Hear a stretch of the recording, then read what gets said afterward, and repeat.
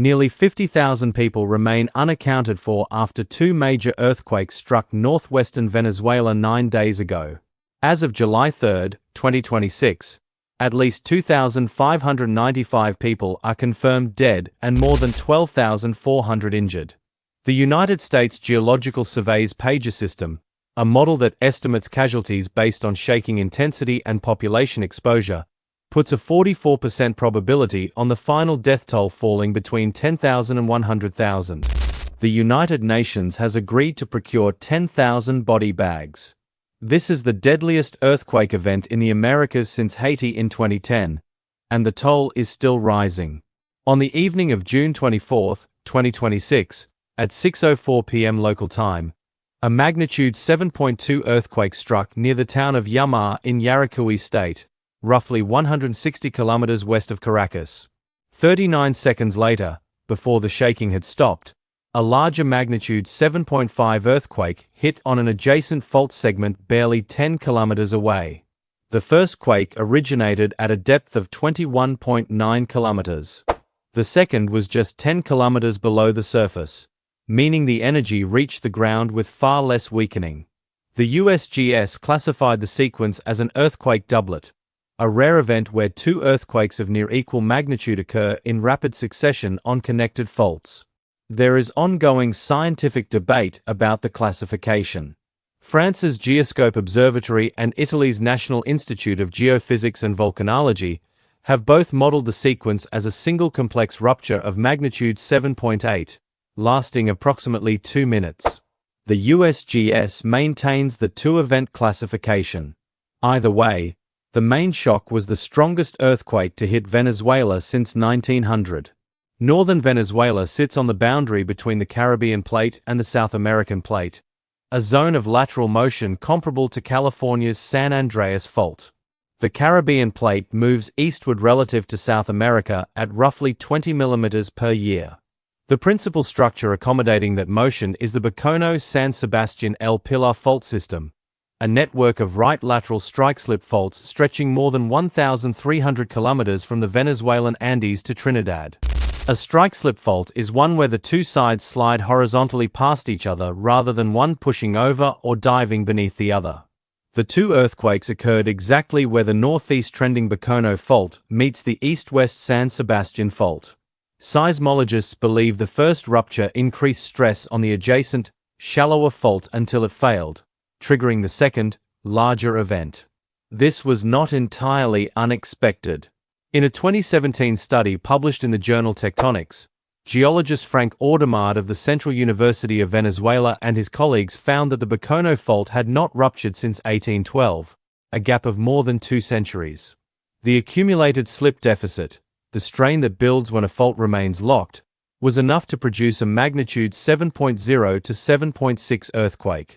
Separately, geophysicist Machel Higgins at Florida International University had warned that the neighboring San Sebastian Fault was also primed, having been partially locked since 1900. In September 2025, a smaller doublet of magnitude 6.2 and 6.3 struck west of Caracas on the same fault system, killing 1 person and injuring more than 110. After the June 2026 doublet, Audemard called it the 1812 earthquake's brother. That comparison runs deeper than the geology. On March 26, 1812, a multi-fault earthquake sequence struck the same junction. One sub-event ruptured the Boconó system near Barquisimeto and San Felipe. The other broke the San Sebastian Fault near Caracas. An estimated 15,000 to 30,000 people were killed. Rivers changed course. A lake formed. There were calls to relocate the capital. That earthquake struck on Maundy Thursday.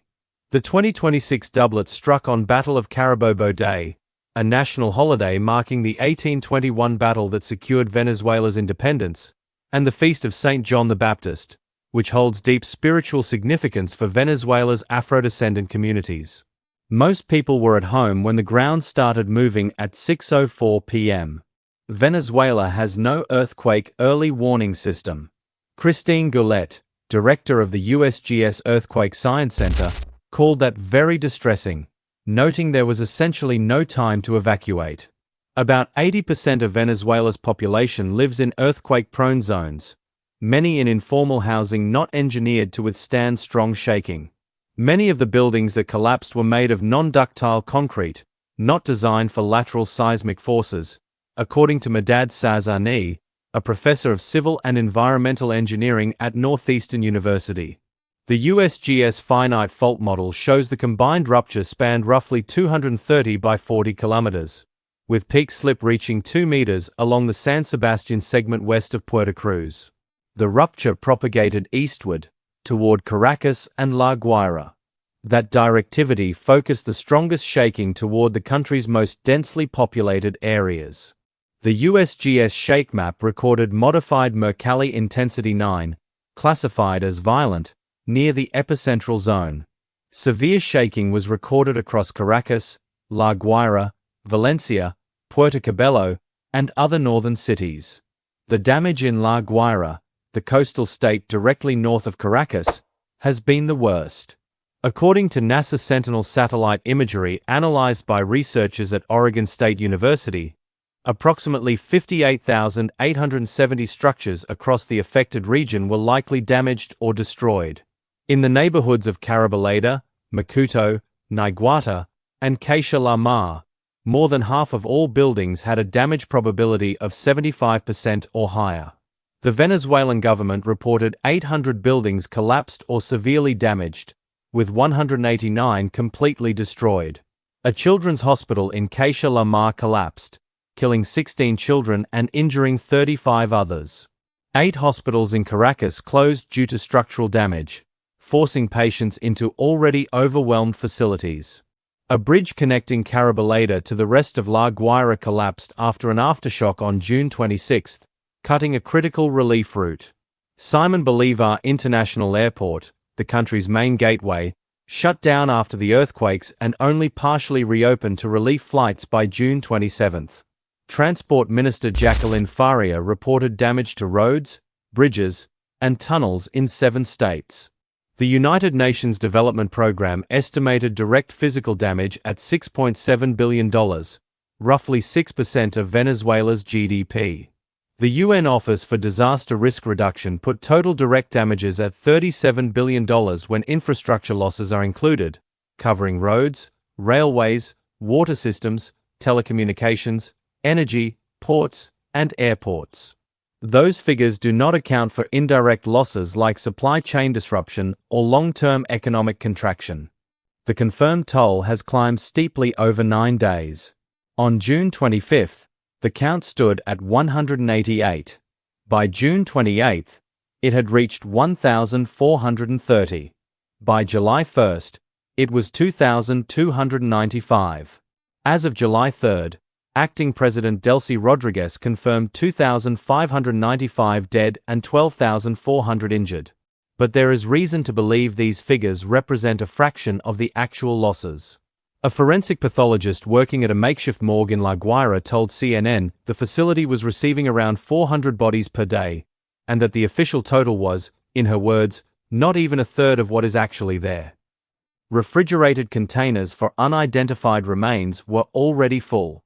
In parts of Queixa La Mar, Carabaleda, and Los Corrales, the smell of decomposition has become constant, as the Miami Herald reported on July 2.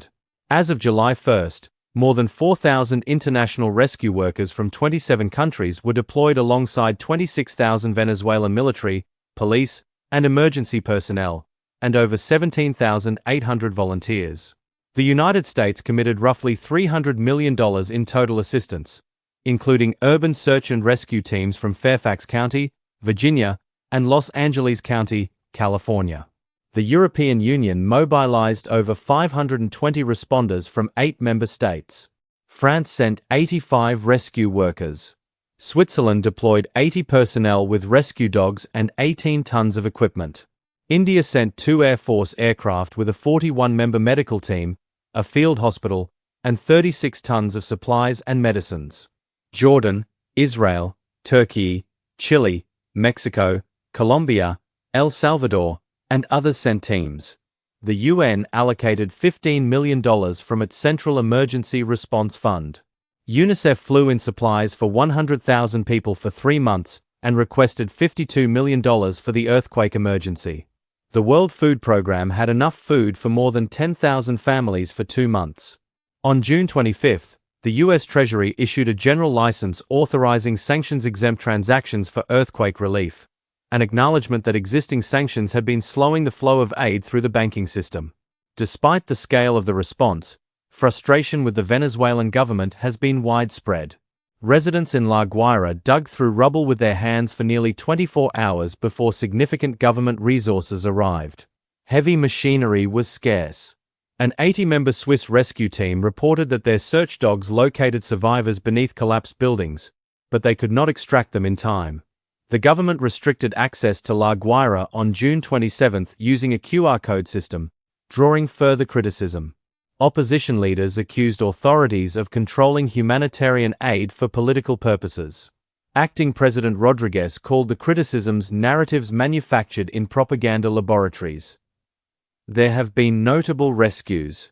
On June 26, Diana Patino and her 18-day-old son Juan David were pulled from their collapsed apartment building after more than 30 hours.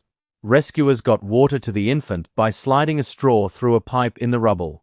On June 30, a Jordanian rescue team extracted 3-year-old Kleiber Moran after 6 days. On July 2, security guard Hernan Alberto Gil Flores was pulled alive from a collapsed 7-story building in Caixa La Mar after 8 days, in a 120-hour operation involving teams from 7 countries. More than 862 aftershocks have been recorded as of July 3.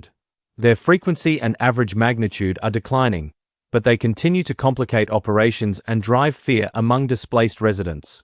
The USGS forecast a 24% probability of a magnitude 6 or greater aftershock in the days following the main shock. There is also a longer-term concern. According to analysis published by Temblor.net, the eastward propagating rupture transferred stress onto the unbroken San Sebastian fault segment beneath Caracas, the same segment that ruptured in 1812 and has not produced a major event since. The stress increase on faults beneath Caracas, Guarinas, and San Jose de Barlavento is at least 0.1 bar, enough to drive aftershocks and, on geological timescales, potentially bring a future main shock closer. That does not mean another large earthquake is imminent.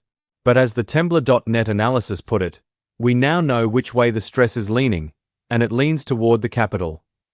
Geophysicist Sylvain Barbot of the University of Southern California has warned that the shaking also destabilized slopes across the region. The USGS ground failure product estimated that earthquake-triggered landslides would be significant in both number and extent. The next heavy rainfall could trigger additional slides in areas already damaged. One factor that worsened damage in Caracas, despite the city sitting roughly 170 kilometers from the epicenter, is the ground itself. Geophysicist Vashan Wright of the University of California, San Diego, explained to Al Jazeera that Caracas sits in a deep sedimentary basin, which traps and amplifies seismic waves. The neighborhoods of Altamira and Los Palos Grandes, built on those sediments, were among the worst affected. As of July 4, 2026, this remains an active humanitarian emergency. The confirmed death toll of 2,595 is expected to rise well beyond current figures. Nearly 50,000 people are still unaccounted for.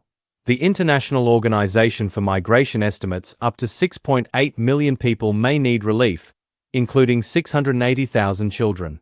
Carol Bassim of the International Medical Corps told NPR that most people in the hardest-hit areas now lack food, drinking water, shelter, and basic health care.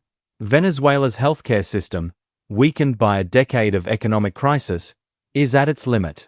The Pan American Health Organization has requested $24 million for health system recovery alone. Search and rescue operations are shifting to recovery.